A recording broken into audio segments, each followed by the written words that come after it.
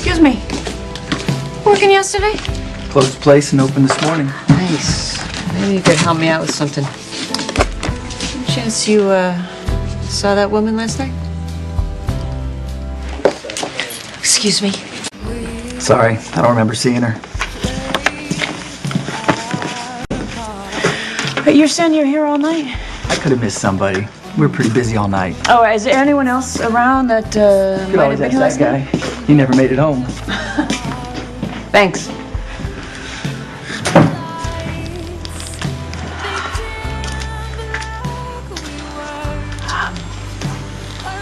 Excuse me. Empty my pockets, you'll find nothing there. Spinelli? What the hell are you doing?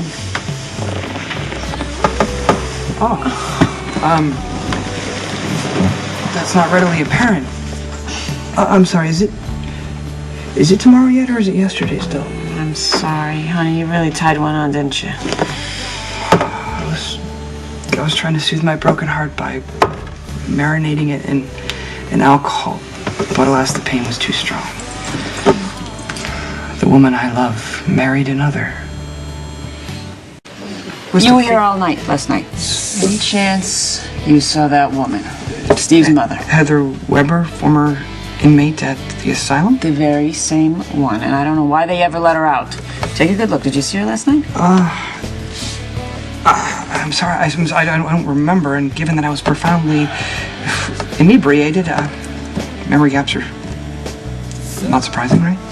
Got it. All right. Thanks anyway. You may ask ex-Commissioner Scorpio and Maxie's mother, Felicia. They were here last night? I hope so, because I do recall speaking to them. If I may ask, what's the cause for your concern? Has Dr. Weber's mother met with some misadventure? She took my car last night. This is a woman who's not supposed to cross the street without supervision. She needs to go out and get a drink in the middle of a rainstorm. You don't believe her? I think she's hiding something. Such as? I don't know. You're a PI. Why don't we find out? Last night you...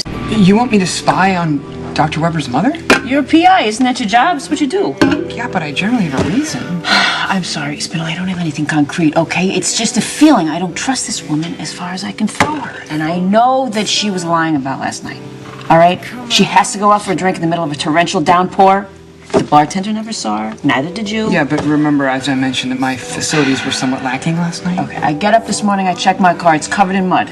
She was obviously out tromping around in the rain. You don't get that wet walking through a parking lot. Look, and far be it from me to discount your concerns. It's just that perhaps she's an eccentric. You know, she did spend some time in an asylum. Yes, and for good reason. I asked her where she went last night. The woman flips out. She won't shut up about how everyone who crosses her gets what's coming to them, like me and Sam Morgan and Maggie Worth.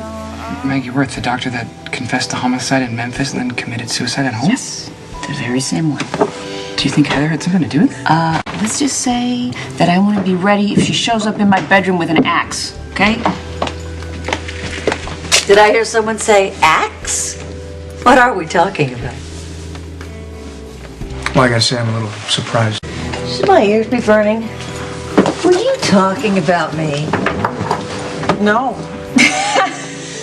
No, I was just, I was talking to Spinelli about a movie that I was watching on TV the other night. It's not terrifying. Axe murderer. Really? What was the name of it? Heather, wait, what are you doing here? You know, you're not supposed to be out of the apartment without supervision. You know that, don't you? That's your problem, Olivia. You're always sweating the small stuff. You'd feel so much better if you'd just let yourself unwind a little bit. That's why I'm here. A little hair of the dog. Hair of the dog. Fuzzy navel. Yeah, that's what I was drinking here last night. I think the bartender likes me. He gave me an extra shot in my drink. It's funny because he doesn't remember seeing you last night. How would you know that? Were you checking on me, Olivia? No, I was not. I was just chatting with the bartender. I mentioned that you'd been here last night and he didn't have any memory of that.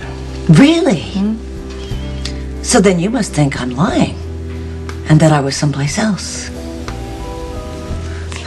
No, Heather, why would I think you were lying? I mean, that bartender probably sees 100 customers a night. Why would he remember you? I have no idea.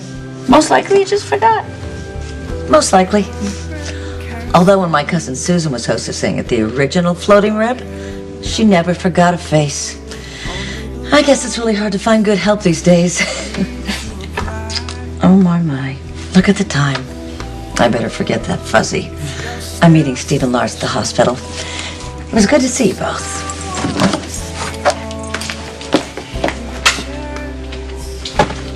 Do you see what I'm talking about? That woman is most definitely hiding something. Your assessment of Miss Weber appears most astute.